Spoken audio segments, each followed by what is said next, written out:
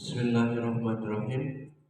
Assalamualaikum warahmatullahi wabarakatuh.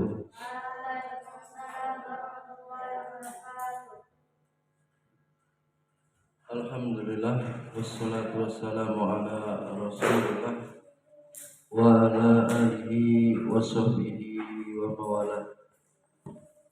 La haula wa la quwwata illa billah.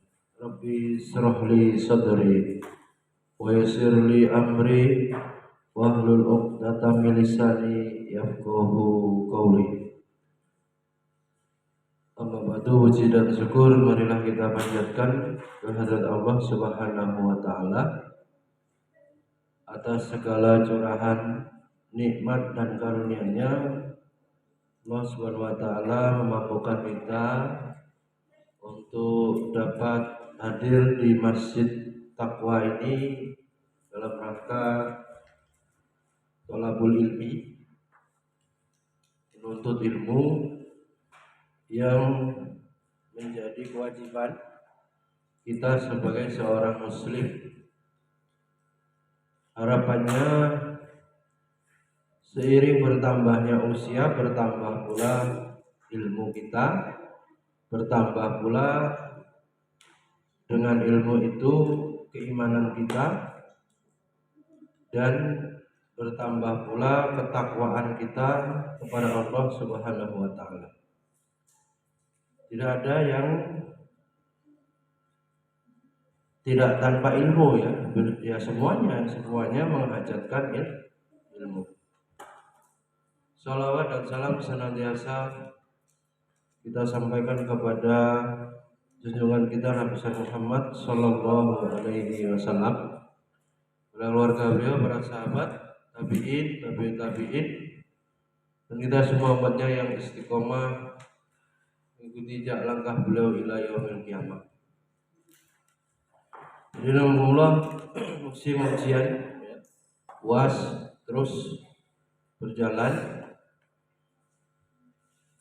dalam keadaan berpikir yang berat. Motivasi tertinggi itu keyakinan, apa yang dikerjakan itu dalam pandangan Allah dihukumi apa atau bernilai apa, itu paling tertinggi motivasi agama, motivasi syar'i,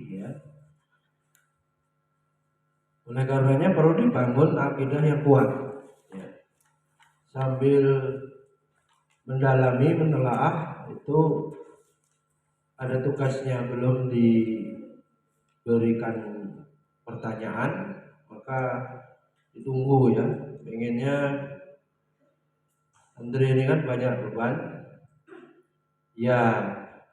diimbangi dengan motivasi islami. Untuk guru-gurunya dikuatkan dengan akidah.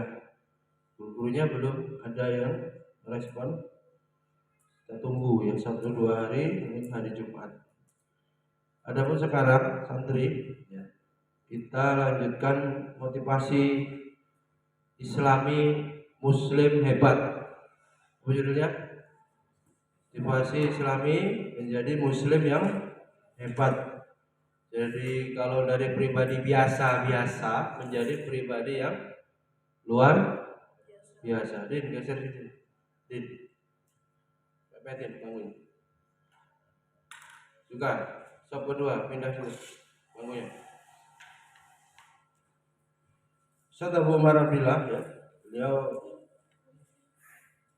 menulis buku ini menjadi manusia super. Jadi beliau menulis poin-poin, manusia atau menjadi manusia sempurna nggak mungkin, itu worldview-nya, Jadi manusia sempurna nggak mungkin, tapi menjadi manusia yang mampu menjadi rujukan manusia. Menjadi manusia sempurna nggak mungkin, tapi menjadi manusia yang menjadi rujukan, panutan, menjadi panutan manusia di zamannya dan generasi setelahnya, tidak mustahil. Jadi orang baik, jadi orang teladan itu bukan perkara yang mustahil. Tapi itu bukan untuk gaya-gayaan ya, Nabi semuanya santri, bukan untuk kerenan popularitas, bukan. Ya. Namun itu demi teraihnya nilai plus. Iya, Muslim yang hebat itu nggak mikirin makhluk penilaian manusia. Fokus dia memikirkan penilaian di hadapan Allah. Allah itu kepada saya, kepada antum menganggap apa? Ridho kah? Murka kah? Alhamdulillah. Atau biasa-biasa, orang minimalis gitu. Ya Bi, yang enggak judi online juga enggak Bi, mabok enggak, tapi sholat juga enggak. Ada orang begitu. Mungkin dia baik, dermawan, tapi dia enggak mau ibadah kepada Allah yang lain. Puasa males. Ada Bi. Memang juga ada yang sangat agamis istilahnya, pengamalan ibadahnya full. Ada juga yang fasik, ya. Kerjaannya berbuat dosa. Kita harus menjadi muslim hebat, bernilai plus di sisi Allah. Asraf apapun yang kita lakukan, tanyakan dulu sekarang. Gimana? Apakah Allah ridho? Lutfi bilang, woi di kamar. Apakah kalau woi itu Allah ridho? Coba pelajari. Mengganggu tetangga hukumnya apa? Ya, Ryan, hukumnya apa itu? Iya. Jelas berdosa. Mengganggu abilikin istirahat sebagai musyrik. Apalagi itu. Sudah tetangga kamar, gurunya pula. Banyak sekali itu dosanya ya. Guru harusnya dimuliakan malah diganggu. Coba santri, harus ada perubahan ya. Menjadi hamba Allah yang diridhoi ya. Apa saja Jib. Kalau gangguin seorang perempuan apalagi, menang pun juga malu-maluin Jib. Iya kan? Sampai nangis. Nanti di akhirat dituntut dosa kepada manusia lebih berat kalau orang yang tidak memaafkan Jib. Kalau kepada Allah mudah, tinggal apa? Istighfar. Karena itu ini kunci hidup. Setiap mau melakukan sesuatu, tanya kepada diri sendiri, hatimu, istaftik kolbak, minta fatwa kepada hati, apakah Allah meridhoi apa yang akan kita lakukan.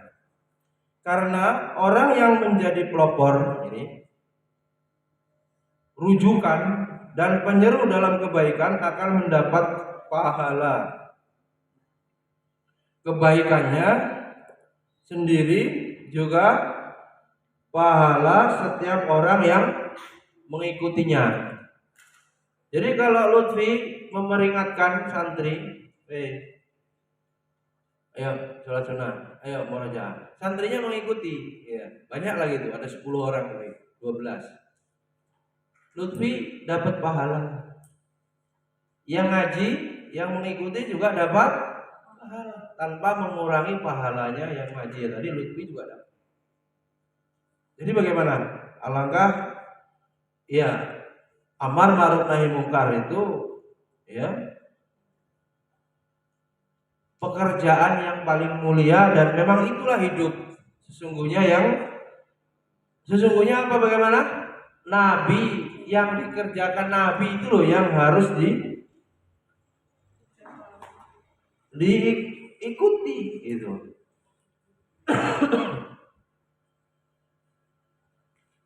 Yang harus diteruskan gitu.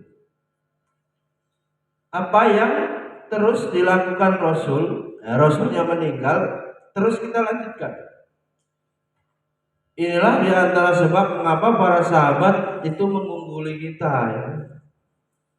Dikisahkan dalam satu riwayat, demi yang jiwa Muhammad ada di tangannya, seandainya salah seorang di antara kalian menginfakkan emas gunung Uhud, gunung besar,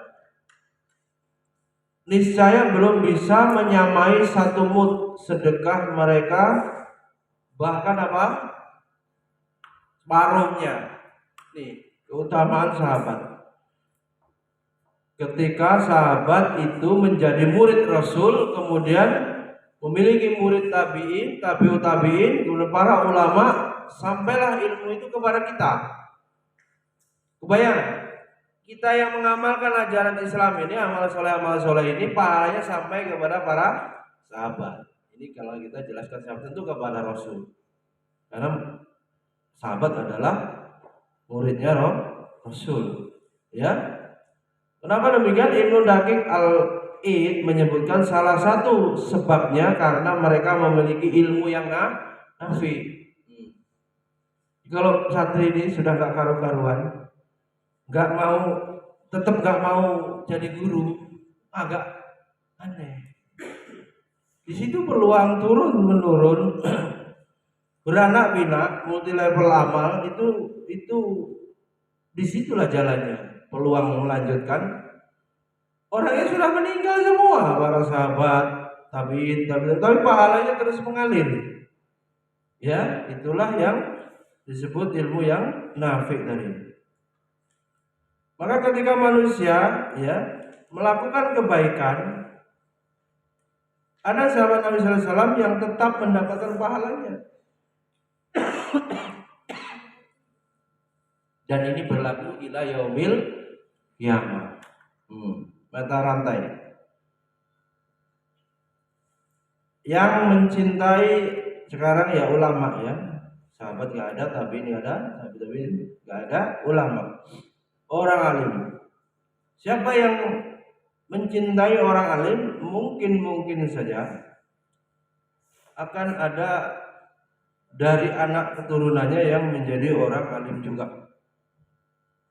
Ini. Jadi tidak berarti kalau ke atas nasabnya nggak ada nasab ulama, terus nggak ada kesempatan peluang untuk punya anak keturunan ulama. Nggak bisa. Di antaranya adabnya mencintai ahli ilmu atau ulama, supaya kemudian Allah ridho dan karena ridhonya itu kemudian kecintaannya fokusnya. Iya, sekarang kan kalau orang sudah kena paham materialisme, anak menjadi orang kaya dengan anak menjadi ahli agama yang hidupnya bisa jadi zuhud, dia pas-pasan. Sementara anak yang sukses ekonomi, entah pengusaha, entah perusahaan atau pegawai, langsung bisa terlihat membanggakan. Anak yang alim fokus dakwah, ujiannya berat, malah musuhnya banyak karena menyebarkan agama seperti para nabi. Ya, Nasruddin maksudnya menolong agama, tapi ujiannya berat hingga ekonominya pontang-panting. Itu kalau seorang ibu nih, Mbak Edanya lebih seneng anak yang kaya itu ya sudah gak akan lahir. Memang dari hati ibu-ibunya begitu. Kalau ibu-ibunya pengen anaknya yang ahli agama, ya didengar oleh Allah, ridho ibunya, ridho Allah turun. Jadilah salah satu keturunannya ada yang menjadi ulama. Kebayang belum santri?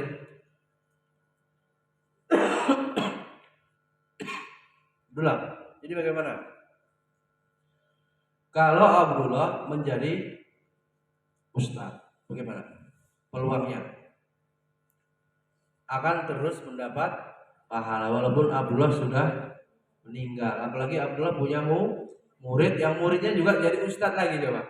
Terus ya kakek buyut ustadz, kakek ustadz, bapak ustadz, cucu ustadz, ya kan gitu terus. Iya kan?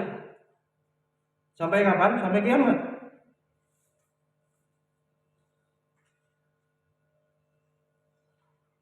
Bagaimana cerdasnya Imam Syafi'i? Beliau jelaskan di sini. Aku ingin orang-orang mengambil ilmu dariku, Imam Syafi'i. Tanpa menisbahkan, nisbah itu menyandarkan, mengalamatkan ilmu itu dariku.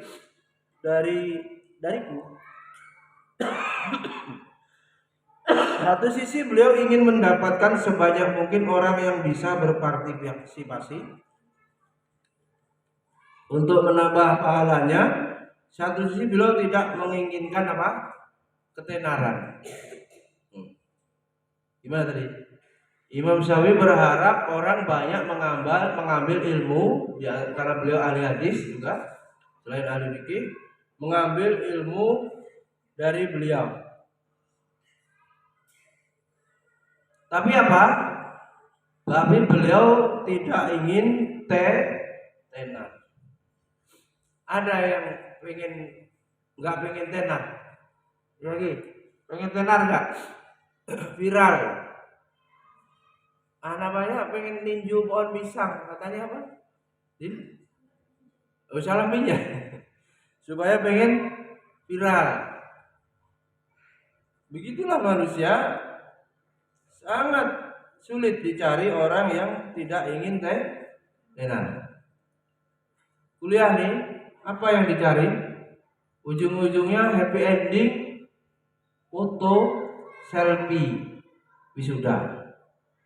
Itu banyak jadi profil. Bahkan ada yang wisudanya online, nggak bisa ketemu, udah pasang foto duluan belum wisuda.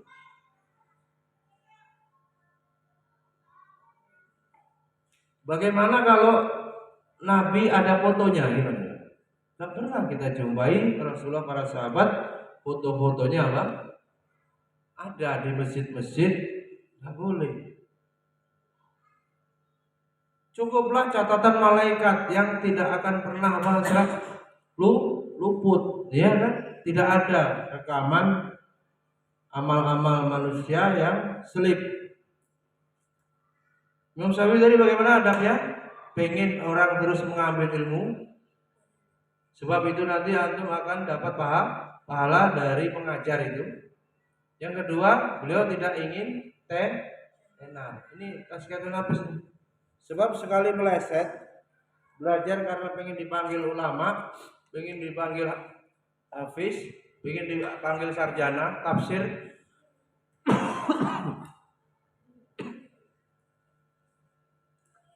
ya sudah, itulah yang didapatkan. Pahala di hadapan Allah belum tentu. Pahala di sisi Allah belum tentu. Nah, para santri, kita ingin seperti mereka, ya. Pastinya kita pengen seperti para ulama, para sahabat, ya. Bagaimana sejarah Islam, ya, mencatat, ya, bahwa ada manusia-manusia super tadi, yang menjadi rujukan mafatihul khair. Jadi ada orang yang kehadirannya itu membuka jalan kebaikan-kebaikan umat, sebagai pintu kebaikan, di mana kita bisa menerima ajaran Islam yang sudah jadi ini karena ada ulama, karena ada ahli fikih, jadi kita tahu hukum, ada ahli hadis, ada ahli tafsir, ada ulama akidah, semuanya memberikan manfaat kepada kita. Menurut Qatadah rahimahullah, di zaman tabi'in ada Hasan al-Basri. Hasan al-Basri sebagai pakar apa? Halal, haram. Dikatakan sebagai orang yang ahli apa? Masalah fikih, ya, halal dan haram.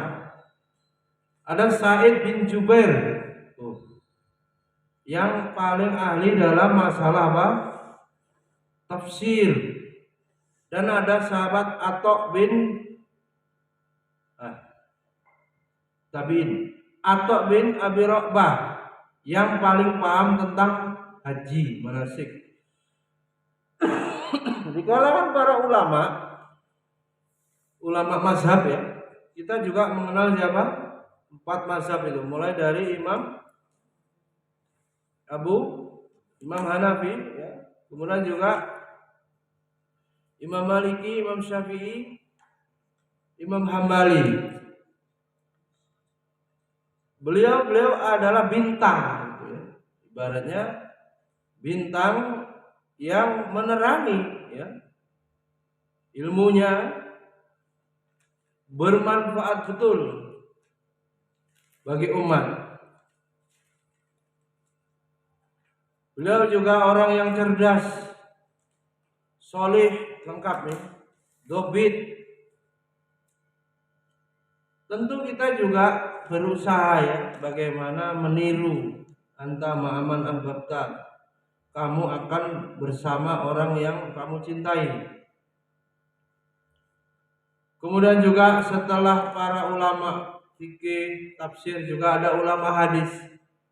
Yang kita nikmati hadisnya itu hadis riwayat Bukhari, orang rawi. Hadis riwayat Muslim, Abu Dawud, Tirmizi, Nasai, Ibnu Majah dan seterusnya, semua mereka kita kagumi. Ya. Kita berhutang ya. Bagaimana atas perjuangan beliau ilmu bisa disusun dan kita tinggal menikmati. Alhamdulillah, para santri modalnya sama nggak dengan modal kita? Mereka itu manusia juga seperti kita atau beda? Sama. Mereka juga manusia seperti kita, sama. Tidak ada seorang menghinakan dirinya, nggak boleh. Atau menghinakan dirinya sendiri itu berarti apa? Lemah, ya, full. Ya, merasa dirinya lemah dan tidak mau berusaha itu poinnya. Menganggap mustahil apa iya apa bisa mengikuti gitu loh. Artinya apa? Pesimistis. Santri nggak boleh apa? Pesimis. Tidak boleh apa? Rendah diri. Kalau rendah hati boleh nggak? Itu tawadhu namanya ya. Itu nanti pembahasannya orang sudah berilmu gampang sombong, lawannya harus rendah hati ya, tawadhu. Berat urusannya ya. Urusan ketenaran aja sulit. Buruk sangka terhadap diri sendiri, sangka buruk tapi kepada diri sendiri. Itulah belenggu-belenggu. Waktu itu pernah kita bahas itu, belenggu-belenggu diri. Saya bodoh, saya miskin, saya susah ngapal, terus apa bisa saya kayak Abilikin hafal Quran, kan gitu. Pertanyaan yang membunuh semangat, membunuh apa? Motivasi. Demikian juga sikap pasrah. Tuh, di pasrah nih, santri nggak boleh. Pasrah. Apa bisa tasbih 3 juz sekali duduk, 5 juz sekali duduk. Pasrah. Dengan ini kerdilan jiwa.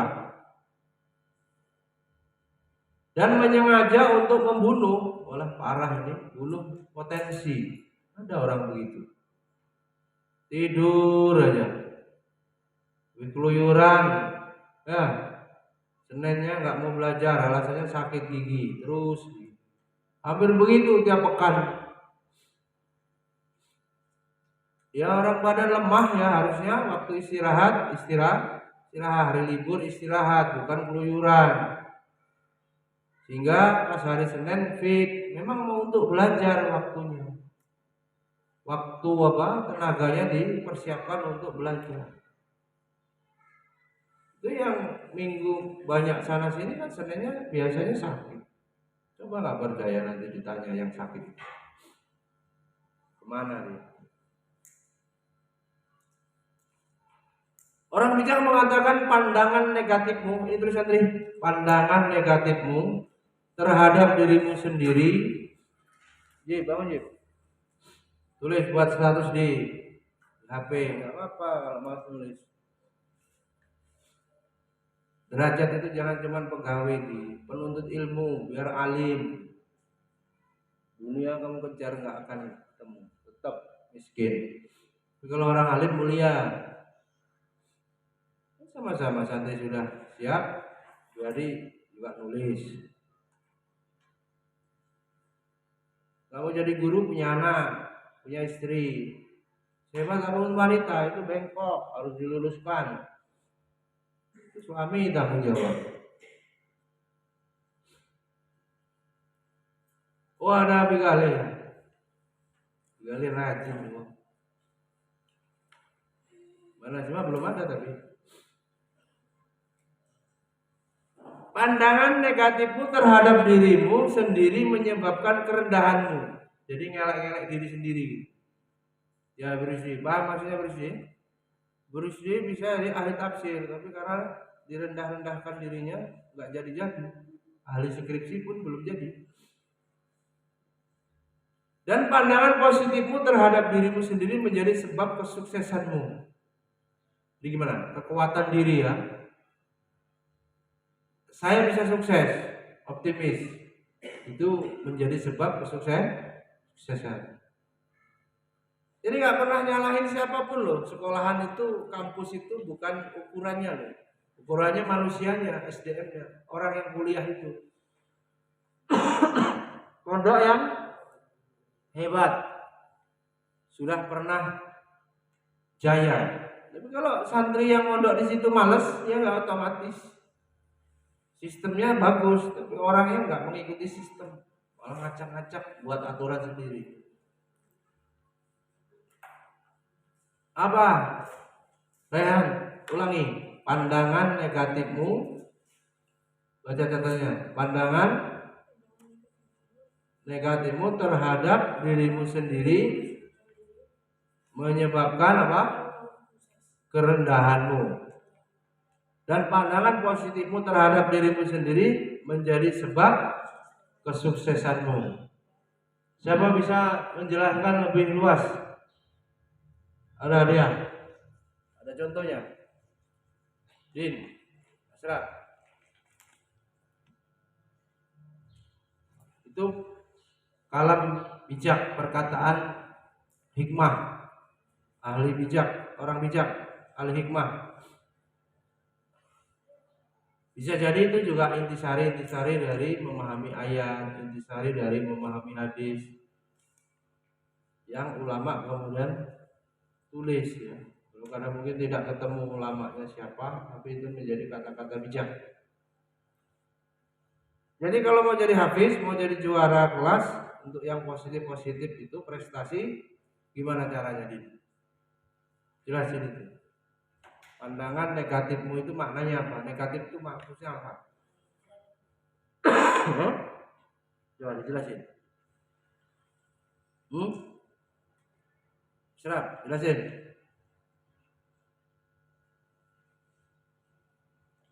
Gambar apa lagi? Jelasin.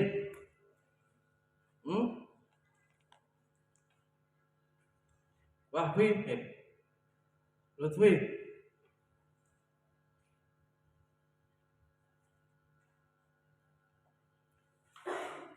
Jadi benar ya, karena seseorang akan mau bergerak, berkarya, beraktivitas sesuai apa? Orang berkarya, beraktivitas sesuai apa? Target. Dia punya cita-cita loh ya, jelas gitu. Himmah aliyah, cita-cita yang tinggi ini kemudian menggerakkan seluruh anggota badannya, seluruh potensinya untuk mewujudkan. Maka orang yang tidak memiliki tujuan, ya tidak ada usahanya. Itu sering diringkas itu kan niat, mujahadah, muhasabah, planning, action, valuasi.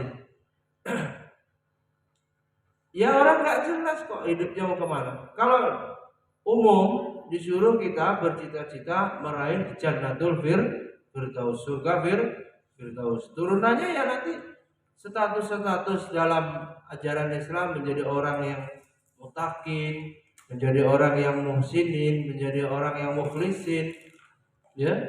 Itu kemudian bagaimana bisa ada menjadi orang siddiqin, lebih hebat lagi menjadi syuhada, kalau nggak kuat jadi pejuang solihin. Itu istilah-istilah yang bagaimana indikatornya ada pada pribadi kita, bukan gelar keduniawian. Itu gak usah ditarget. Dengan adanya itu orang akan berusaha mewujudkan. Ya kalau nggak punya, hidupnya seperti air mengalir saja, tidak punya tujuan. Air selalu ya ke tempat yang lebih rendah, tapi yang rendah ini belum tentu baik. Tidak semua ke laut gitu, airnya ada yang ke comberan. Makanya hidup ini kalau nggak ditata, punya target, ya keliru nanti, salah arah, salah tujuan.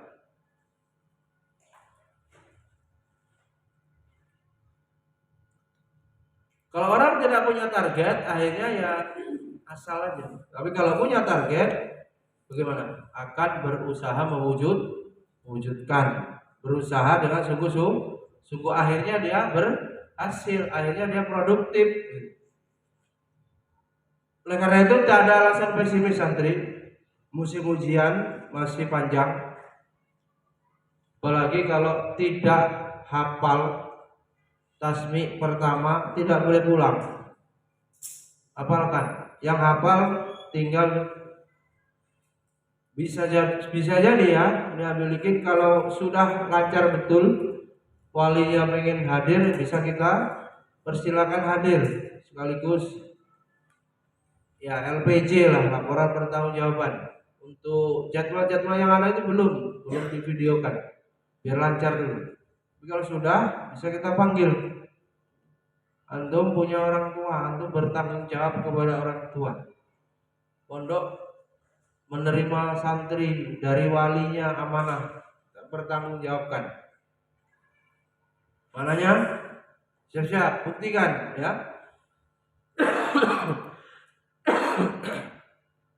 Gak ada alasan pesimis karena sarana yang telah Allah berikan kepada kita sama. Jadi Allah memberikan potensi kepada kita, sarana-sarana yang diberikan kepada kita itu sama dengan sarana-sarana potensi yang diberikan kepada orang-orang yang sukses tadi. Sama kepada para sahabat, kepada para ulama terdahulu itu sama-sama manusia, sama-sama diberikan akal, sama-sama diberikan hati, dan potensi-potensi yang ada itu sama. Kalau kita sebut ulama Imam Ibnul Qayyim Al-Jauziyah, Syekhul Islam Ibnu Taimiyah, Ibnu Hajar Al-Asqalani, begitu pula imam mazhab yang 4 tadi. Apakah Allah bedakan? Sama orangnya, sama akalnya, sama. Yang beda apanya kira-kira? Perjuangannya jelas, usahanya yang tidak sama, mujahadahnya tidak sama. Surat An-Nahl itu, wallahu akhrajakum min butuni ummahatikum la ta'lamuna syai'a. Dan Allah mengeluarkan kamu dari perut ibumu dalam keadaan la ta'lamuna syai'a, tidak mengetahui sesuatu apapun. Berarti maksudnya begini, ulama-ulama itu lahir juga dalam keadaan sama dengan kita, tidak tahu apa-apa. Setiap bayi lahir itu dalam keadaan yang la ta'lamuna syai'a, enggak ngerti, ya bodoh gitu, belum ngerti. Lalu kemudian Allah memberikan apa? Inna sam'a wal basara wal fu'ad la'alakum tashkurun. Allah berikan kuping, mata, hati. Ini hati. Di situ Allah enggak bilang akal ya, hati. Jadi ada yang sudah pernah mendalam belum memiliki akal itu di kepala ini, di otak apa di hati? Di sini apa di sini? Di sini Quran An-Nahl ini. Oh, An-Nahl pada antum nih. An-Nahl. Hati. Mana semua? Akal itu di mana? Di mana? Abigail, di mana akal? Di mana? Di hati. Yang mikir siapa? Yang berpikir siapa itu maksudnya akalnya apa hatinya? Akal hatinya ngapain? Memikirkan. Dia. Oh. Ya, itu didalami lagi. Dua-duanya berpikir. Tapi yang mengambil keputusan hati. Akal makanannya ilmu. Maka kalau orang itu ilmunya banyak, bijak dia. Ya, bahwasanya luas, dia bisa mengatasi masalah dirinya, masalah orang lain. Tapi kalau orang akal itu sempit, apa kata Rocky Gerung gimana? Akal sehat. Akalnya itu dungu akhirnya nanti. Karena gak fungsi, gak bisa menalar.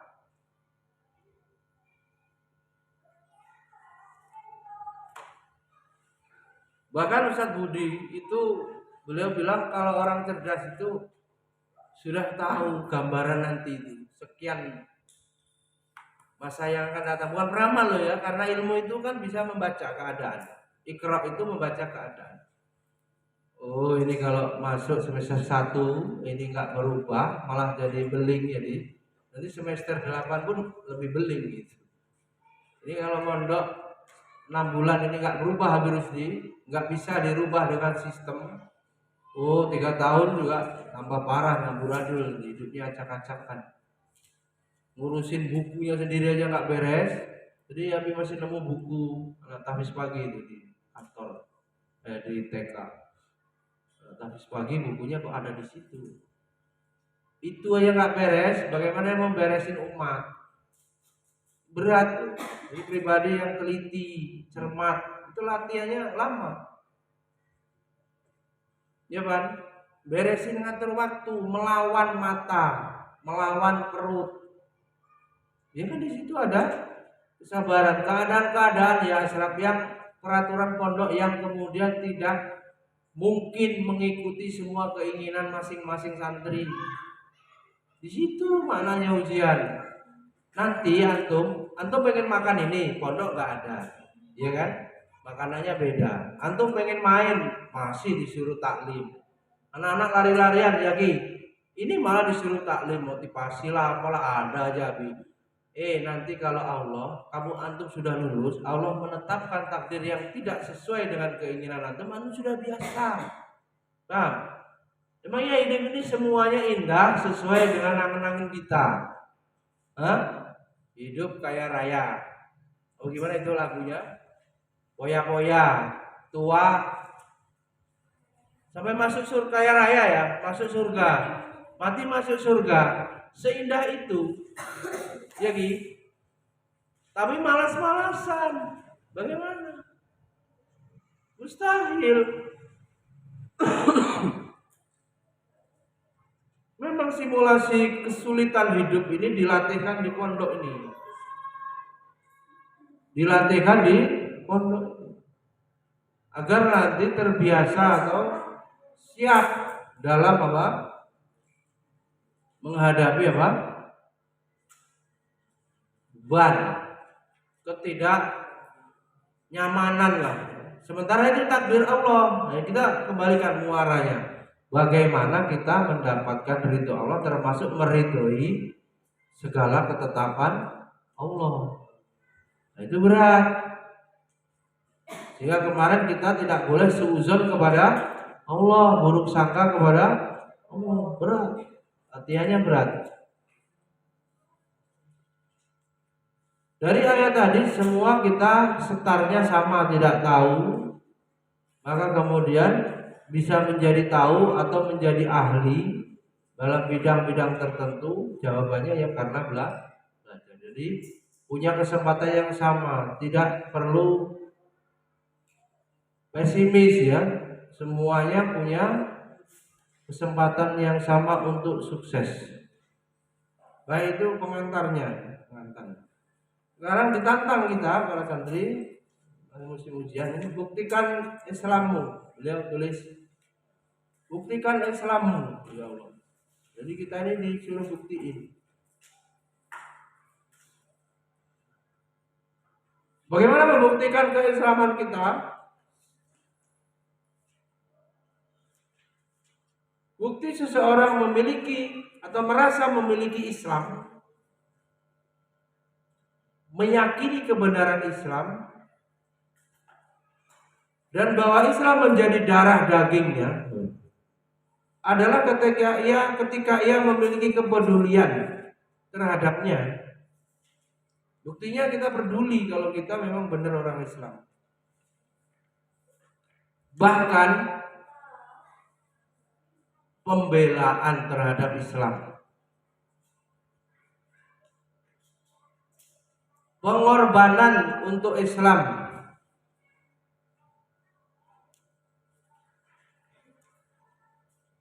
ngiklasin nggak Mbak Ayu? Anak Mbak Ayu cerdas. Ini kalau dokter biaya 1 miliar, pokoknya nanti 10 tahun udah kaya raya lah. 1 triliun lah sampai mati jadi dokter. Modalnya 1 miliar bisa 1 triliun sampai anak Mbak Ayu meninggal. Mamanya umurnya 70 tahun. Pokoknya punya aset sebanyak itu. Bandingin masukin kuliah agama, sekolah agama dari ahli akidah, apa ahli hadis, apa ahli fikih. Yang pulang itu kalau paling sukses di umpamanya dia kuliah Timur Tengah, ya seperti ustadz yang tersohor di negeri kita. Kalau bisa begitu ya, Ustadz Somad, Ustadz Adinayat, Ustadz siapa, Badar Nasir, siapa lagi, yang sebanyak itu follower atau jamaah. Kayak mana itu Mbak Ayu sama yang 1 triliun tadi? Ya kalau bisa begitu ustadznya. Kan yang LC yang Timur Tengah juga ribu-ribuan jumlahnya, nggak bisa seperti itu semua. Turun berarti. Karena itu karunia, waktu itu kita bahas. Karunia yang Allah berikan, kekhususan kecerdasannya nggak bisa disama-samain atau otomatis. Kalau lulus Mesir begitu, lulus Libya begitu, lulus Madinah begitu, otomatis kemampuannya menjelaskan, kemampuannya retorika, hafalannya sama persis. Nggak bisa diduplikasi, sama persis. Berarti bisa jadi turun. Nah, kalau turun ya kelas-kelas ustadz yang followernya separuhnya mungkin atau seperempatnya. Nah itu, kalau orang tua tidak mau mengorbankan anaknya untuk agama, wah anak saya cerdas begini kok sayang, dia bisa jadi dokter atau arsitek, bayarnya besar. Kalau jadi ulama ya malah nanti susah. Itu pilihan. Maka ditanyakan di sini, pengorbanan ibu orang tua untuk Islam apa apabila dikaruniai anak yang cerdas. Ya, godaannya kan begitu. Dan ditanyakan lagi bukti keislaman kita itu apa, upaya memperjuangkannya itu loh. Coba kamu datang ke rumah sakit bayi lahir, ibu anak, gimana? Pan, bayi lahir, pintar apa bodoh? Bodoh tadi ayat itu. Terus diapain? Muhammad Pan mikir, ini kalau enggak sekolah agama, ibunya sibuk karir, bapaknya pastilah, kalau bapaknya masih dibahas harus dia fantasilu. Kan harapannya yang didik ibunya, kalau bapaknya pasti harus perantau LDR segala macam. Itu pun harus dilakukan. Lebih baik daripada ibunya yang pergi nggak didik anak. Masih mending. Nggak sekolah TK Quran, nggak tahu ilmu fardu ain, bayangin Pak. SD-nya nanti kalaupun negeri, madrasah, belajar agamanya tahu sendiri. sepupu ponakan kemarin tak lihat jadwalnya cuma 10 pelajaran di SD biasa di tulang bawang. 10 pelajaran agama dan budi pekerti apa moral. 10 pelajaran pulang jam setengah 11.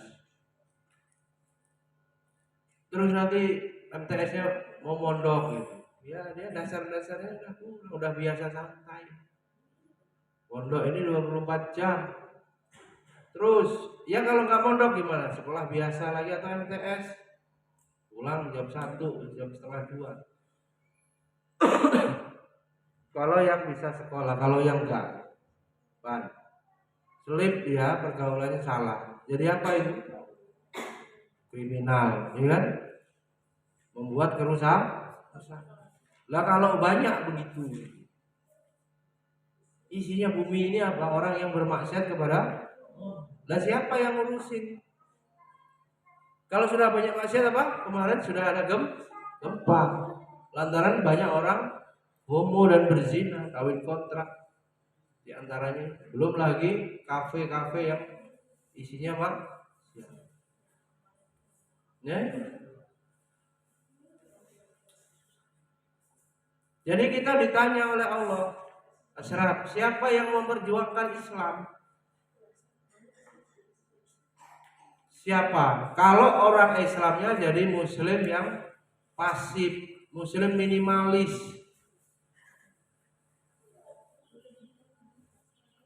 Muslim minimalis. Jadi yayasannya cuma untuk keuntungan nih. Gimana untung? Sekolahan dan program biar untung. TK ini bisa setor berapa Mbak Ida? Setahun 5 juta, SD 10 juta. Ya bisa beli tanah lagi, bangun lagi. Karena untung terus, bayar guru sekian, bayar operasional sekian, kerusakan sekian. Oh semuanya sudah untung-untung. Ya bisa umrohin atau family gathering. Karena untung. Lama-lama kan ukurannya kesejahteraan. Itu aja. Begitu kaya raya yayasan. Perlu dievaluasi apa untuk begitu itu kita membuat sekolahan. Di mana posisi memperjuangkannya yang jelas itu. Karena pada perjuangan para sahabat ulama dahulu yang bisa kita nikmati sekarang ini ya nggak berhitung begitu. Rapatnya itu bukan cari sisa hasil usaha kalau koperasi.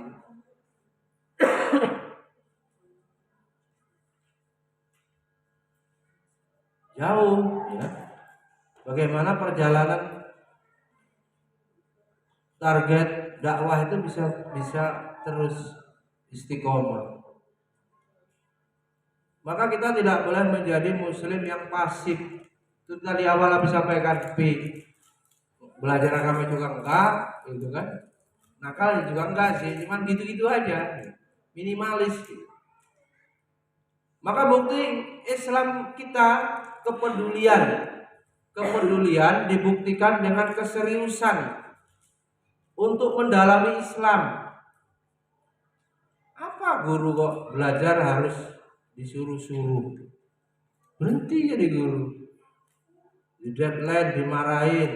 Dakwah harus disuruh-suruh. Motivasi guru seperti petani. Apalagi yang tidak mondok di rumah, apa yang dibaca, apa yang didengar, apa yang dilihat. Sementara mau ulangan. Guru sebagai petani biarin aja tuh, biarin tuh nanam singkong tuh. Mana bijak beri kebalik tuh pada mati. Jangan miskin ilmu. Terus dibiarin juga nggak disiram waktu itu mati juga panas. Dibiarin juga banyak hamanya. Mati juga kena jamur lah, kena orang segala macam. Guru nggak ada greget-gregetnya seperti petani yang merawat santrinya, tanamannya dari virus-virus, penyakit, hama, ya pasti gagal. Gurunya guru zombie robot, nggak punya greget perencanaan, harus disuruh terus. Guru apa begitu? Bagaimana diarahkan dilatih menjadi pemimpin. Pemimpin kok didorong-dorong terus sampai kayak dorong mobil gimana? Ya harusnya dia sendiri punya inisiatif. Untuk dirinya sendiri saja absen saja masih acak-acakan, apalagi untuk memikirkan yang lain. Itu yang berhubungan dengan haknya. Mana Nabi Haddad itu? Gak ikut taklim. Cat aja sekalian. Malam begadang.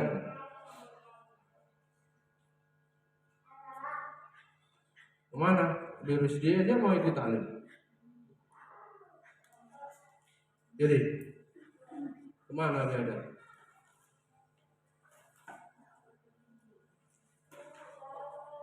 Berhenti aja rencananya. Ya nggak bisa, di sini ini kan sekolahan. Apa yang dicontoh dari santri? Apalagi pondok sekolah habis. Ngajar aja apa yang dicari? Merusak santri nanti.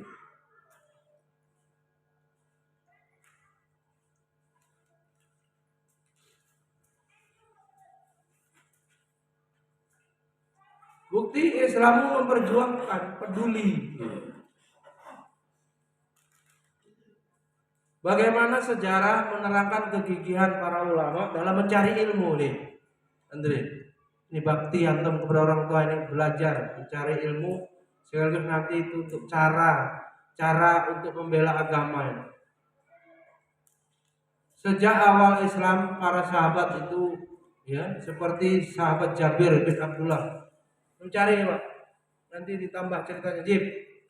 Tulis sahabat Jabir bin Abdullah. Sahabat ini apa? Keistimewaan beliau rela menempuh 1 bulan perjalanan untuk meng-cross check keakuratan satu hadis. Jalan pergi 1 bulan perjalanan cuman untuk nyocokkan hadis. Ini diringkes sih.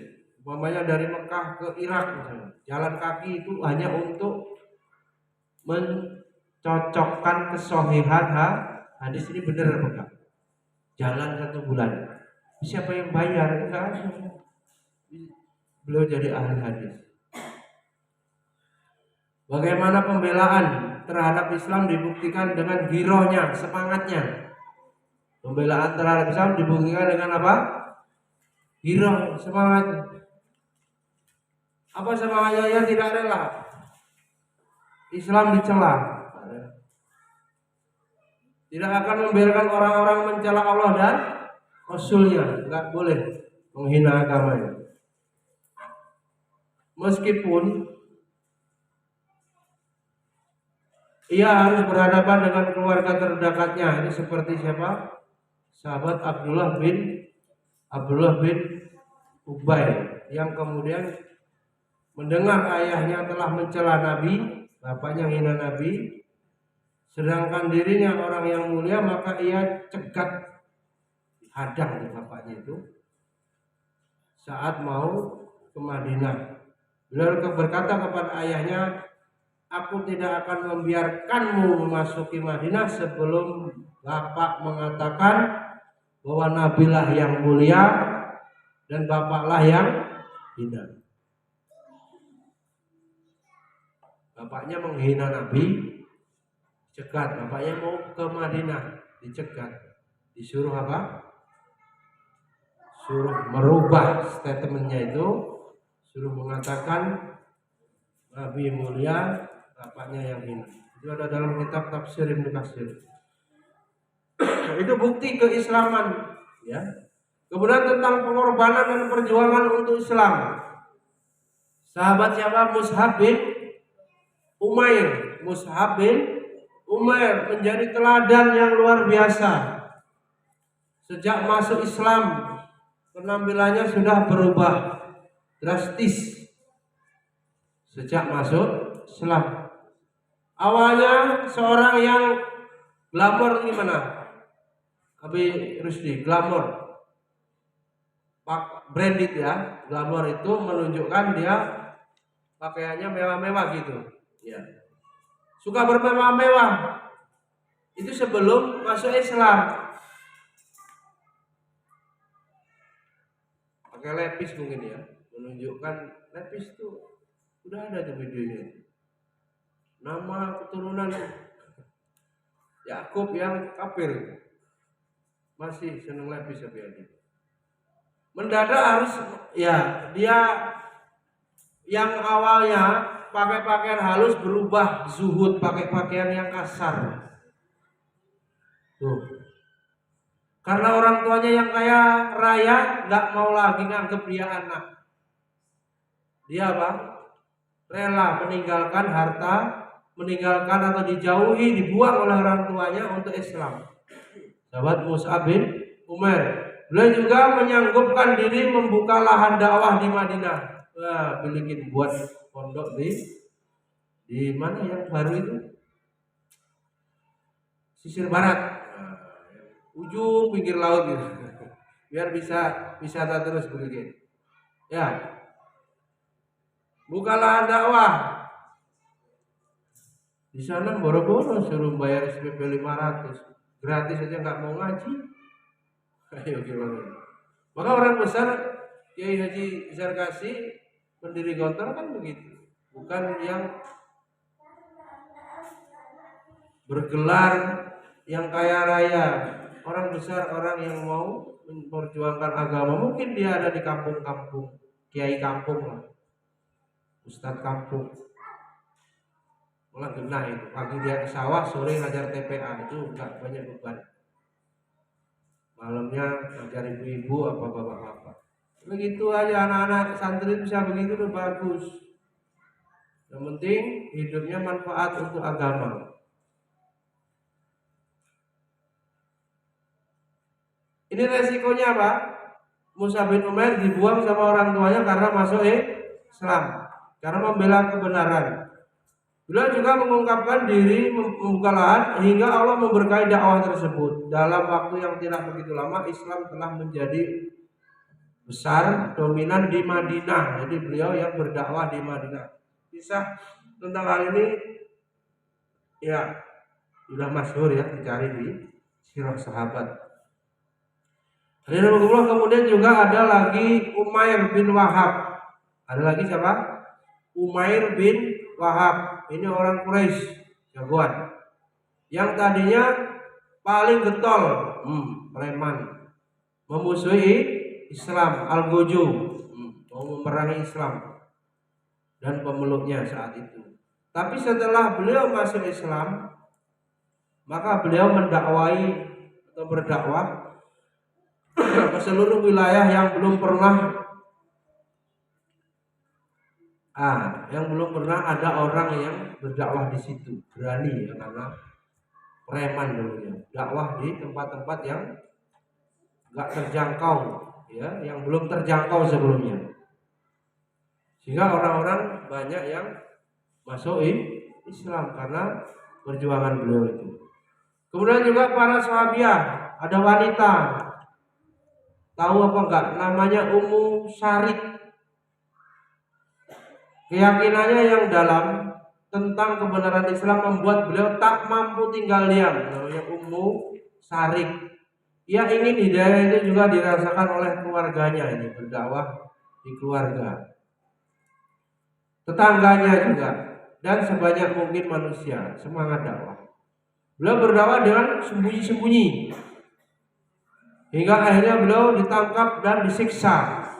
Resikonya dakwah apa? Ditangkap dan disiksa. Pun hal itu tidak membuat beliau menyesal atau jerah. Beliau dipanggang. Dengerin. Siapa tadi namanya? Ummu Syarik dipanggang. Tapi ulang-ulang ya, dipanggang. Di tengah terik matahari selama 3 hari. Matahari panas di sana bisa berapa? Enggak kayak di kita. Di sana bisa 20 derajat lebih, 30 dan dijemur. selama 3 hari, namun akhirnya Allah memberikan pertolongan buah dari ketegaran Ummu Syarik. Ya, apa buahnya? Banyak orang yang berbondong-bondong masuk Islam. Gitu. Ketika menyaksikan keramahan, ya, ketika menyaksikan karomah yang Allah berikan kepadanya, mereka berkata, kami bersaksi bahwa Rabbmu adalah Rabb kami, dan kami bersaksi bahwa yang telah memberikan rezeki kepadamu setelah kami menyiksamu adalah Rabb yang telah mensyariatkan Islam. Maka mereka pun masuk Islam dan semuanya turut berhijrah bersama Rasulullah Sallallahu Alaihi Wasallam. Masih ada waktu? Di mana peran antum? Pertanyaannya, jawab. Peran kita di mana? Hidup ini ada guna-gunanya enggak? Genep-genepin, menemuin bumi, menemuin tempat kotoran, sampah, atau ada gunanya? Perannya apa? Memang semakin seorang memiliki ilmu yang luas, kepiawaian dalam banyak bidang, semakin banyak pula peran. Apa iso gitu ya. Dalam banyak hal dia beresi itu gimana ya? Ngatasi. Apa jawabannya? Neratasi katanya. Ngurusin santri yang beres, bersihan beres, ilmunya terus, ya, disiplin. Kalau dia punya ilmu yang luas, itu banyak hal bisa dia selesaikan. Hanya saja untuk turut berperan andil untuk memperjuangkan Islam tak harus menunggu semua sempurna. Tadi orang-orang yang hebat-hebat tadi tak semuanya Allah berikan karunia, termasuk kepada diri kita itu tajam di mana, unggul di mana. Maka kita bisa memulai dari apa yang kita sudah punyai, dari apa yang kita mampu, karena memang pembagian yang Allah berikan kelebihannya itu. Ya kelebihan yang gak banyak itu ya jangan cuman untuk diri sendiri. Di sini dituntut berperan. Dituntut apa, Din? Berperan, ada gunanya. Mubazir umur, mubazir waktu. Ya, gak ada atau minim kontribusi. Lembur-lembur skripsi sampai jam 12 malam ditolak lagi. Coba siang aja gitu. Akhirnya subuhnya telat. Talim gak ikut, nggak bisa bagi waktu. Siang seperti orang bekerja dari jam 7 sampai jam 5 malam, habis maghrib sampai isya, habis isya tidur, jangan dibolak-balik. Waktu tahajud tetap tidur. Pas sudah subuh masyarakat tanya, kok nggak ada marbotnya, sehat apa sakit? Nggak jelas. Kalau sakit ya karuan, tapi tiap hari begitu gimana?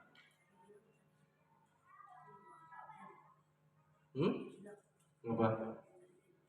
Dicari. Tapi Gilang mana dicari? Ya Pak Gun mau begitu, mau gimana?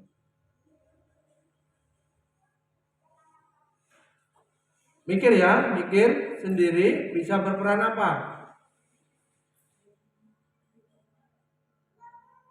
Terserah. Yang penting dia berguna, terserahnya itu ada sumbangsinya untuk Islam. Ada namanya Ummu Mahjan, seorang wanita tua yang lemah, hitam pula. Ia bukan termasuk kalangan cerdas cendekia, bukan pula masuk golongan orang kaya raya. Pun begitu ia tetap ingin berkhidmat untuk Islam sebisanya. Pokoknya mau nulung, berkhidmah. Berkhidmah itu memperjuangkan Islam. Dengan tekun ia membersihkan masjid. Ummu siapa namanya? Mahjan. Tekun dia membersihkan masjid setiap harinya. Di mana masjid di rumah Allah, berkumpulnya para sahabat waktu itu di masjid. Sehingga sahabat itu nyaman ada di masjid, tempat yang mulia, rumah Allah, Baitullah. Nah, ketika wanita itu meninggal, tuh Ummu siapa tadi? Mahjan meninggal. Pas meninggalnya malam loh ya. Para sahabat langsung menguburkan Ummu Mahjan tadi. Malam itu juga. tanpa membangunkan dan memberitahukan peristiwa itu kepada Nabi. Mungkin karena mereka anggap bahwa meninggalnya wanita itu nggak begitu penting, Nabi nggak dikasih tahu, dalam dikuburin aja. Pagi-paginya Nabi merasa kehilangan setelah tahu ya bahwa Ummu Mahjannya meninggal. Kemudian Nabi marah tuh, ditegur. Para sahabat, ngapa saya nggak dikasih tahu? Berarti menurut Nabi itu sangat penting, walaupun tukang apa tadi? Tukang sapu masjid. Dia nggak tinggal di masjid, bukan numpang di masjid. Dia rumahnya tidak di masjid, nggak boleh wanita tinggal di masjid, nggak mungkin. Dia yang datang nyapu masjid. Ya karena orang tua, karena apa? Kemampuannya itu, tapi mulia dalam pandangan Rasul, sampai Rasul marah tuh. Kenapa kalian tidak memberitahukan hal itu kepadaku? Rasul pengen nyolatin pasti. Ya. Ternyata Nabi memberikan perhatian besar kepada wanita tersebut karena apa? Berkhidmah untuk Islam. Nah, itu. Jadi pertanyaan berikutnya, masihkah ada di antara kita yang merasa uzur, menyatakan dirinya lemah berkhidmah untuk Islam? Ya, emangnya dibayar nyapu masjid itu? Enggak. Aneh lagi kalau ngajar yang juga dibayar itu males, parah. Ini orang mendermakan tenaganya ya untuk membersihkan rumah Allah, nggak ada yang bayar, semangat. Jadi jangan semuanya duit. Ya, bagaimana dalam pandangan Allah, Allah ridho, nanti akan dimudahkan urusannya yang lain. Itu jawabannya pada hati-hati guru santri. Ini di sini mondok bayar kok suruh piket. Antum belum tentu nanti hidupnya enak-enak terus. Banyak yang orang tuanya di PHK saja sudah ekonominya kolap. Apalagi kalau meninggal, habis itu apa? Bingung ibunya dari biaya. Artinya menjadi orang miskin. Kalau sudah miskin, kaget nanti kamu gagap gugup hidup. Dilatih gak selamanya hidup di pondok. 3 tahun setelah itu bisa keluar ya. 3 tahun lagi SMA, sudah itu menerima kenyataan hidup. Sudah gak ada lagi orang tua, gak ada lagi tempat manja-manja, bahkan harus mimpin. Makanya Rasulullah yatim piatu biasa menghadapi apa? Masalah. Kalau bapaknya masih hidup belum kerasa itu. Ya, kalau udah meninggal apa-apa ya harus diputuskan sendiri, resikonya, dampaknya, kesulitannya, semuanya. Nah, pundakmu ya harus kuat. Para santri pemuda, pundakmu harus kuat, bebanmu akan berat, tantangan ke depan berat. Ulama udah banyak yang sakit. Aris Munandar, ketua Dewan Dakwah Jawa Tengah, itu sakit keras. Enggak sakit juga bisa wafat, apalagi sakit. Terminal pertama 40 tahun. Selesai nih Din, kalau 3 tahun lagi nggak bisa melanjutkan, habis meninggal 40 tahun, tutup ini dakwah. Walaupun cuma 50 ini tutup, lumayan. 50 orang terus belajar. 50 orang terus kita kurung di sini supaya tidak bertemu HP di rumah. Ya, supaya tidak ketemu orang-orang buruk di lingkungan yang sekarang semakin rusak. Supaya kamu nggak kecanduan game online. Akhirnya nanti jadi bapak judi online dan seluruh maksiat yang merusak ya. Karena itu peran jelas. Waktu ini kalau nggak diisi dengan perjuangan amal soleh, akan terisi minimal perkara mubah. Mubah itu boleh tapi nggak ada nilainya, rugi orang Islam. Wal asri kemarin udah dibahas.